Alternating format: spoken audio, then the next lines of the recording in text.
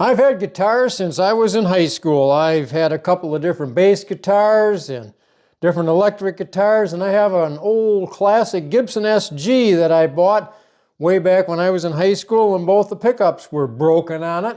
So I replaced the pickups on that and did some other work on it to get it back in shape. And now I didn't expect this. I have a much later model Les Paul, a guitar that I wanted for years, and I finally got one a few years ago. One day I went to plug it in, turn it on, and it made an awful sound. Yes, a sound even worse than listening to me playing guitar. What I discovered was there was a terrible short where the cord plugs into the jack. Well, what I further discovered when I opened it up, I had at one point the little nut come loose on the jack here where the cord plugs in, and I didn't pay much attention to it. It turned a little bit. Well, in the process of turning, it broke the solder connection on the jack for the ground wire. And that's what we're going to fix today. We're going to take care of that and get this guitar back on the road.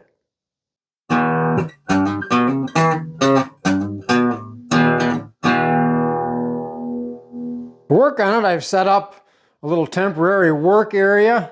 I'm using the island in the kitchen because it's just about the right height to work, and I can set the guitar down on a nice blanket, put a little piece of cardboard underneath the area where I got to solder and get set up. So I've got the soldering gun here.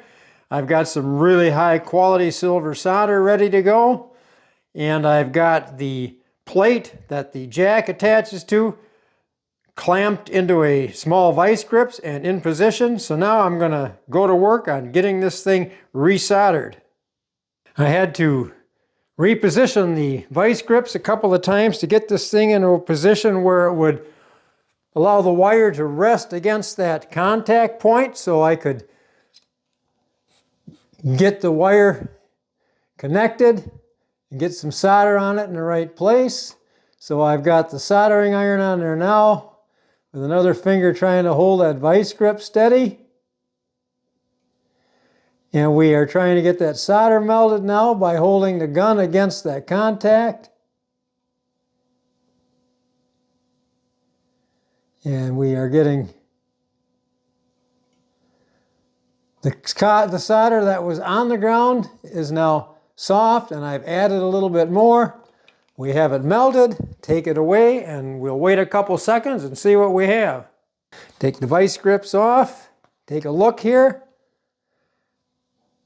and I have what appears to be a good contact. I didn't want to get it too hot to melt the insulation on the inner power wire. So we'll put this thing back together, and I used the appropriate size screwdriver to take things apart.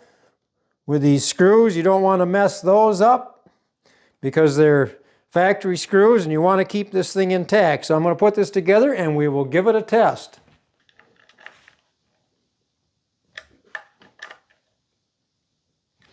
Remember, when you put these screws back in, you do not want to over tighten them because you're going into wood here. And in certain situations, you can do things to strengthen the hole when you strip it out a little bit on wood, but I don't want to do it on this guitar because it's just too fine of a finish and I don't want to mess things up. Put that plate back on and we will reverse this process of taking apart by putting everything back together. Make sure you finger start these screws. That'll help make sure you don't strip out the hole. And right here is the culprit that caused all the problem. That nut that holds this jack in place had loosened up a little bit, so when I moved, it would turn that jack a little bit inside the guitar, and it was just enough to break that solder connection. I have since made sure that this is tightened down securely using a wrench so I don't scuff it up, and I think now we should be in good shape. But going forward, I'm going to keep an eye on that because unlike some other guitars that don't have that plate, they have a different setup. The Les Paul, the way the jack is positioned, it seems to be susceptible to that coming loose on that plate. So if you have a Les Paul, that's something to keep an eye on. The moment of truth. Let's give this thing a try. No buzz.